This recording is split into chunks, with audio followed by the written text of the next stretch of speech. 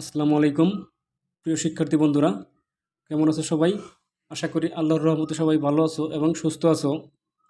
যাই হোক, গত ক্লাসে আমরা আলোচনা করেছিলাম 28 পৃষ্ঠার এই পাঠে আমরা যেভাবে কাজটি করব তার আগের অংশটুকু আজকে আমরা এই পাঠে যেভাবে কাজটি করব সেই টপিকটি নিয়ে আলোচনা করব। আমি আর কথা না বাড়িয়ে সরাসরি চলে যাই আমাদের মূল আলোচনায়। প্রথমে আমরা 1971 সালের স্বাধীন বাংলা বেতার কেন্দ্র থেকে প্রচারিত গান সম্পর্কে জানার চেষ্টা করব। অন্তত একটি নির্বাচিত গান, শিল্পী, গীতিকার ও সুরকারদের নাম জানার চেষ্টা করব। এসব তথ্য উপাত্ত আমরা বিভিন্ন উৎস যেমন বই, পত্রিকা, ম্যাগাজিন, সংবাদ, প্রমাণচিত্র, ছবি, ভিডিও, সাক্ষাৎকার ইত্যাদির মাধ্যমে সংগ্রহ করব। এই অধ্যায়ের শেষে পূর্ব দিগন্তে সূর্য উঠেছে অনুষ্ঠান করব। শ্রেণী অনুষ্ঠানে গীতিকার ও সুরকারদের নামসহ দলগতভাবে গান পরিবেশন করব। গান গেয়ে যোদ্ধাদের উদযাপিত করা, সাধারণ মানুষের মনে আশার আলো জাগানোর পাশাপাশি আরও অনেকভাবেই সঙ্গীতের সঙ্গে জড়িত এই মহান শিল্পীরা যুদ্ধ করেছেন। দেশ থেকে শিল্পী আব্দুল লতিফ, সুরকার রাজা হোসেন খান, যন্ত্রসঙ্গীত শিল্পী হাফিজুর রহমান প্রমুখ শিল্পী জীবনের ঝুঁকি নিয়ে গান লেখা, সুর দেওয়া, রেকর্ড করার কাজ করেছেন প্রতি মুহূর্তে। সঙ্গীতজ্ঞ আলতাফ মাহমুদ মুক্তিযোদ্ধাদের সহায়তা করতেন। গেরিলারা তার বাসায় আসতেন, অস্ত্র রাখতেন। এক পর্যায়ে হানাদাররা তাকে বন্দি করে এবং টর্চার সেলে নিয়ে টর্চার করে। সে অবস্থায় তিনি শহীদ হন। আব্দুল আহাদ তার পদক ফিরিয়ে দেন পাকিস্তান সরকারের বর্বরতার প্রতিবাদে।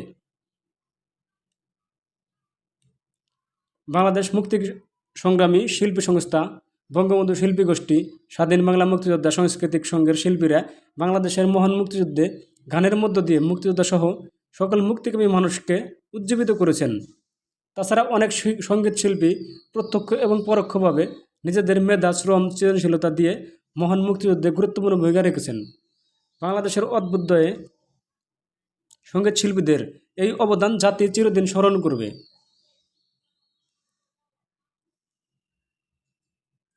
অর্থাৎ এখানে মুক্তিযুদ্ধে বিভিন্ন সঙ্গীত শিল্পীরা যে অবদানগুলো রেখেছেন এখানে সেই বিষয়ে বোঝানোর চেষ্টা করা হয়েছে। আশা করি তোমরা বুঝতে পেরেছ।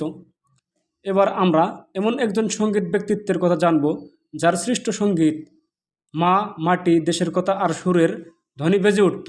তিনি হলেন সঙ্গীত স্রষ্টা সমর দাস, সুরস্রষ্টা সমর দাস। আজকে আমরা সমর দাস সম্পর্কে বিস্তারিত জানার চেষ্টা করব। বাংলাদেশের মাটি ও মানুষের জন্য যেসব সুর স্রষ্টা সঙ্গীতের মাধ্যমে সারা জীবন সংগ্রাম করেছেন তাদের মধ্যে সমর দাস অন্যতম। তিনি একাধারে সঙ্গীত শিল্পী, সুরকার, যন্ত্রশিল্পী এবং সঙ্গীত পরিচালক। বাংলাদেশের অসংখ্য চলচ্চিত্র ও নৃত্যনাট্যে তিনি সঙ্গীত পরিচালনা করেছেন। জনপ্রিয় এই সুরস্রষ্টা 10 ডিসেম্বর 1929 সালে পুরান ঢাকার লক্ষ্মীবাজারে জন্মগ্রহণ করেন। পিতা জিতেন্দ্রনাথ দাস ও মাতা কমলিনী দাস। পারিবারিকভাবেই সঙ্গীতে তিনি প্রথম শিক্ষা পান। পিতার ছিল বাদ্যযন্ত্রের ব্যবসা এবং তিনি ছিলেন সে সময়ের নামকরা পিয়ানো টিউনার।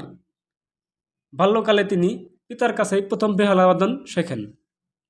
এরপর নর্থফিল্ড নামের একজন মিশনারির কাছে পিয়ানো, গিটার ও বাঁশি বাজানো শেখেন।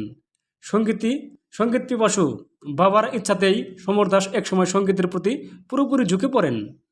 1945 সালে মাত্র 16 বছর বয়সে তিনি অল ইন্ডিয়া রেডিও ঢাকা কেন্দ্রে বংশীবাদক হিসাবে কাজ শুরু করেন। কলকাতা বেতার ও গ্রামোফোন কোম্পানিতেও তিনি সঙ্গীত শিল্পী হিসাবে কাজ করেন। দেশভাগের পর ঢাকা কেন্দ্রিক সাংস্কৃতিক ঐতিহ্য গড়ে তোলার বিষয়ে সমর দাসের ভূমিকা ছিল অনন্য। 1971 সালে বাংলাদেশের মুক্তিযুদ্ধের সময় মুজিবনগর থেকে পরিচালিত স্বাধীন বাংলা বেতার কেন্দ্রের অন্যতম সংগঠক ও প্রধান সঙ্গীত পরিচালক ছিলেন। সমর দাসের সুর করা এবং গোবিন্দ হালদার রচিত পূর্ব দিগন্তে সূর্য উঠেছে গানটি মুক্তিবাহিনীকে নিরন্তর অনুপ্রেরণা জুগিয়েছে। এছাড়া তার সুর করা নোঙ্গর তুলো, সময়ে যে হলো হলো, চিরদিন মিশে আছে, ভেবো না গো মা, তোমার ছেলেরা হারিয়ে গিয়েছে পথে, গানগুলো সে সময়ের মতো এখনও মানুষকে সমানভাবে আনন্দিত করে। স্বাধীনতার পরে 1972 সালে আমার সোনার বাংলা, আমি তোমায় ভালোবাসি, আমাদের জাতীয় সঙ্গীতকে সুরবিন্যাস করে বিবিসি লন্ডন থেকে সামরিক ব্রাস ব্যান্ডের পরিবেশনায় রেকর্ড করার দায়িত্ব তিনি পালন করেছেন। বাংলাদেশের মানুষের জন্য তার ভালোবাসা ছিল অপরিসীম। 1970 সালে ভয়াবহ জলোচ্ছ্বাসে এদেশের দুর্গত মানুষের সাহায্যের জন্য কাঁদো কাঁদো বাঙালি নামে একটি সঙ্গীতানুষ্ঠান আয়োজন করা হয়। সমর দাস ছিলেন সে অনুষ্ঠানের প্রধান আয়োজক। মানুষের প্রতি অকৃত্রিম ভালোবাসা আর সঙ্গীতে অবদানের জন্য তিনি বাংলাদেশের সর্বোচ্চ রাষ্ট্রীয় সম্মান 21 পদক এবং স্বাধীনতা পদকে ভূষিত হন। 25 সেপ্টেম্বর 2001 সালে তিনি পরলোক গমন করেন। এখানে সমর দাসের কৃতিত্ব সম্পর্কে বিস্তারিত বিবরণ দেওয়া হয়েছে, তোমরা আশা করি বুঝতে পেরেছ। এরপরে আমরা দেখতে পাচ্ছি বাংলাদেশের স্বাধীনতা সংগ্রামে অভিনয় শিল্পী ও নৃত্যশিল্পীদের অবদান। অর্থাৎ স্বাধীনতা সংগ্রামে অভিনয় শিল্পী এবং নৃত্যশিল্পীরা যে সব অবদান রেখেছে তার এখানে বিস্তারিত বিবরণ দেওয়া হয়েছে। 1971 সালের ফেব্রুয়ারি মাসে বাংলার শিল্পীরা গড়ে তোলেন বিক্ষুব্ধ শিল্পী সমাজ। এই সংস্থার আহ্বায়ক ছিলেন অভিনেতা ও সাংস্কৃতিক ব্যক্তিত্ব সৈয়দ হাসান ইমাম। 6 মার্চ বাংলা একাডেমি প্রাঙ্গণে বিক্ষুব্ধ শিল্পী সমাজ বাংলার স্বাধিকার আন্দোলনে যে কোনো ত্যাগ স্বীকার করার জন্য শপথ করে। যেদিন মিছিল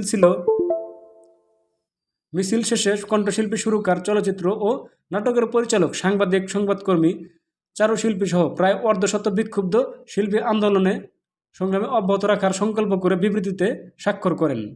এরই ধারাবাহিকতায় অসহযোগ আন্দোলনের এক পর্যায়ে পাকিস্তান সরকার 8 মার্চ থেকে রেডিও টেলিভিশনের দায়িত্ব বিক্ষুব্ধ শিল্পী সমাজের হাতে ছেড়ে দিতে বাধ্য হয়। উল্লেখ্য, সে সময় রেডিও টেলিভিশনে রেকর্ডিং ব্যবস্থা সীমিত ছিল, সব অনুষ্ঠানই লাইভ সম্প্রচার করা হতো। ফলে বিক্ষুব্ধ শিল্পী সমাজ এর শিল্পীদের নিয়ন্ত্রণে সেসব অনুষ্ঠান সম্প্রচার হতে থাকে। অসহযোগ আন্দোলনের সময় বিক্ষুব্ধ শিল্পী সমাজ এবং সৃজনী লেখক ও শিল্পী গোষ্ঠী কেন্দ্রীয় শহীদ মিনারে ও ঢাকার বিভিন্ন স্থানে পথ নাটক মঞ্চস্থ করেন। এসব নাটককে গোলাম মোস্তফা, সৈয়দ হাসান ইমাম, ডক্টর ইনামুল রওশন জামিল প্রমুখ অভিনয় করেন। চলচ্চিত্রকার জহির রায়হান তার চলচ্চিত্রের মধ্য দিয়ে পাকিস্তান সরকারকে দমন-পীড়নের বিরুদ্ধে দেশের মানুষকে সচেতন করে তোলেন, যার ফলে বাংলা মায়ের শ্রেষ্ঠ সন্তান অনেক বুদ্ধিজীবীদের মতো তাকে গুম করা হয়। চলচ্চিত্র পরিচালক ও মঞ্চনাট্য নির্দেশক নাসির উদ্দিন ইউসুফ মুক্তিযুদ্ধে সরাসরি অংশগ্রহণ করেন। মুক্তিযুদ্ধে সময় তিনি ক্র্যাক প্লাটুনের গেরিলা হিসাবে বিভিন্ন অপারেশনে অংশগ্রহণ করেন। নৃত্যশিল্পীরাও মুক্তিযুদ্ধে প্রত্যক্ষ পরোক্ষভাবে অংশগ্রহণ করেছেন। তাদের মধ্যে উল্লেখযোগ্য হচ্ছেন নৃত্যশিল্পী মিনু বিল্লাহ।